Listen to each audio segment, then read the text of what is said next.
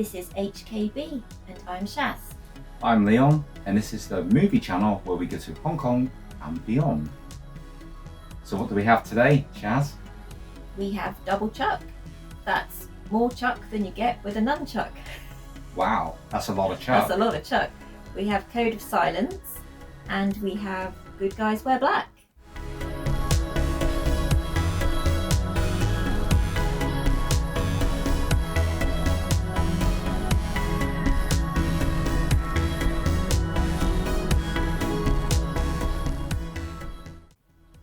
Yes, we don't actually own Code of Silence.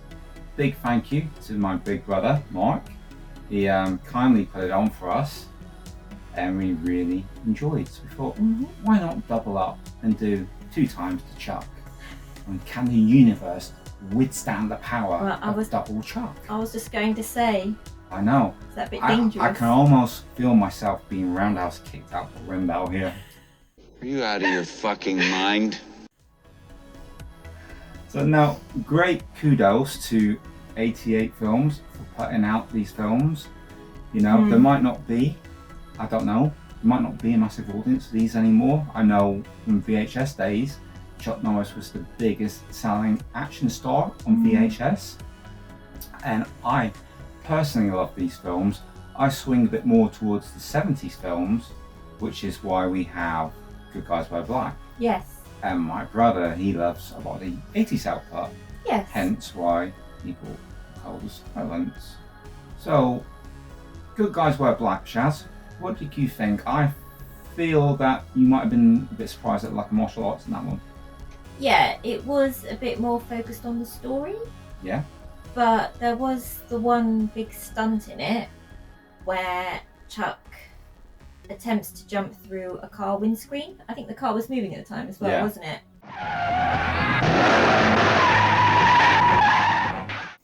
And we believed it was Chuck and that he might have got slightly injured when attempting this. But we have also heard that apparently it was a stunt double that did the stunt. So does anybody out there know the truth? Yeah, well, the commentary, they said it was Chuck's brother, Mike Norris. But I'd read a long time ago that Chuck Norris had said, I'm going to do one big stunt per movie, and did a flying kick through the window and seriously injured himself, and he said, I'm not going to do one big stunt per movie.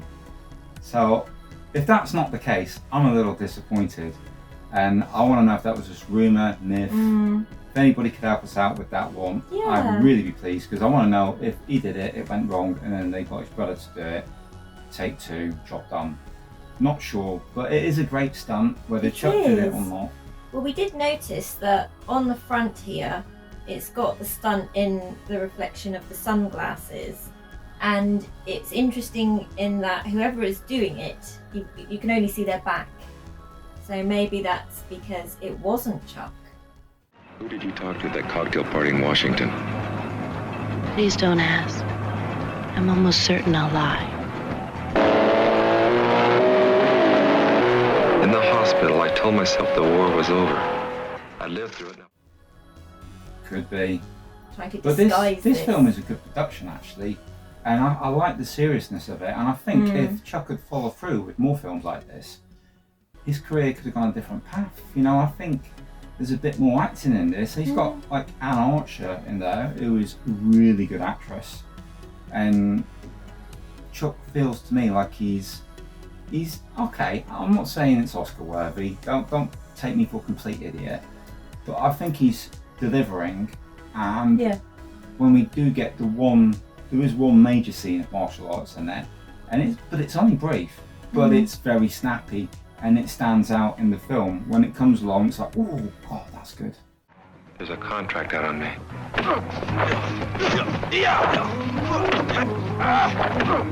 I'm not the enemy, John. I told you that last night.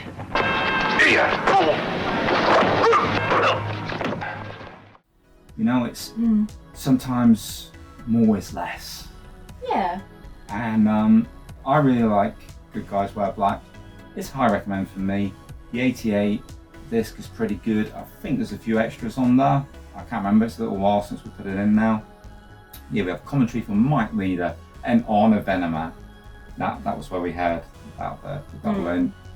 You got a commentary for those guys. You know it's worth the disc price alone. Yeah. They're fantastic. The double team spectacular. So yeah, thank you to Mike and Honor for providing us with such a great commentary again and good information. And if you guys by chance see this, I would really like to know what you have to say about whether Chuck did do a take on the stunt or not. Yeah. Yeah, we have the actual trailer and a couple of other extras. Really worth picking up if you're a Chuck Norris fan. If you're not a Chuck Norris fan, don't bother picking it up while you're watching this video. And what about Code of Silence? Eddie Cusack is a good cop. Having a bad day.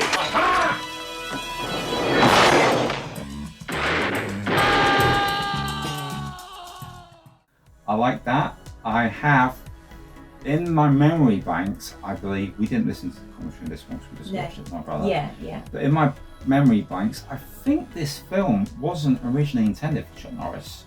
I'm sure I've heard, somebody out there will know, that it was either Charles Bronson or Clint Eastwood that this film was written for. And I very much get a vibe of that in Code of Silence. It does feel like a film that they might have done back in the 80s. Give it up!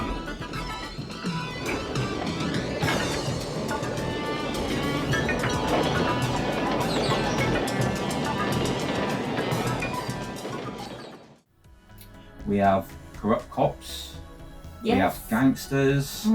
We have Chuck playing a father figure to a young girl, I would say. You know, usually I'm used to him wooing younger ladies in the films and stuff, but I don't feel that was what was being presented to us in this. No. It feels like a bigger budget movie for Chuck. You know, there's a little bit more polish to it. Yeah. And yeah, the cold silence that it refers to is there's an instance at the beginning where there's like a raid on the building and a young lad gets shot and the cop that shoots him plants a gun in his hand. Yeah. And his partner keeps quiet about it. Chuck has his suspicions and that develops as the movie goes along. And it's also him trying to get information out of the mafia about some crime going on and they won't talk. Yeah. So we've got two cold of silence. Promise you blood for blood. With a murder to solve. I want this guy Cusack. I want to know where he is, what he's doing, where he lives. I want him. Squad, this is 1460. We also Yeah, and I like that it was both sides, you know, the cops and the criminals it's having their own Code of Silence. a good play on the title. Yeah, we have a robot thing in there as well, don't we, Shaz? Oh, I loved the robot. It was great. Yeah, it was like a bit of an Ed 209, but remote controlled with this handheld remote. Yeah, if you're Chuck Norris. But some great stunts in there. Car chases. There's a brief fight on top of a moving sort of monorail train. And that was good. great dive off that.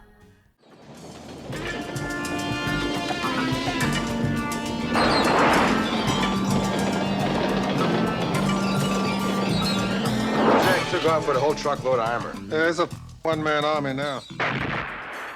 This film is a lot of fun. Yeah. Some good extras on this one again as well, and you get a nice filled out poster, double-sided on this one. Another fantastic release from 88 Films. Again, if you're a Chuck Norris fan, highly recommended. Yeah, definitely. Any more words for you on this one? Oh, actually, before we sign off, the press. yeah, I just want to say, Henry Silva, great villain. You know, a lot of you guys might be familiar with him from a lot of Italian films, or if not that, maybe Buck Rogers, he was the villain in that. And he was also in Nico with Steven Seagal, but yeah, he's a good villain in this, isn't he? That's all I have to say, Shaz. I'll hand it over to you and you can sign us out. Yeah, like Leon said, if you're a Chuck Norris fan, then both of these films would be ideal for you. If you've not already seen them or picked them up, we would highly recommend you do. Right, so that's it. More Chuck than a non-Chuck, and we will catch you guys on the next one. He once was their spy. Now he must die. Code of Silence. The toughest cop in the world just got tougher.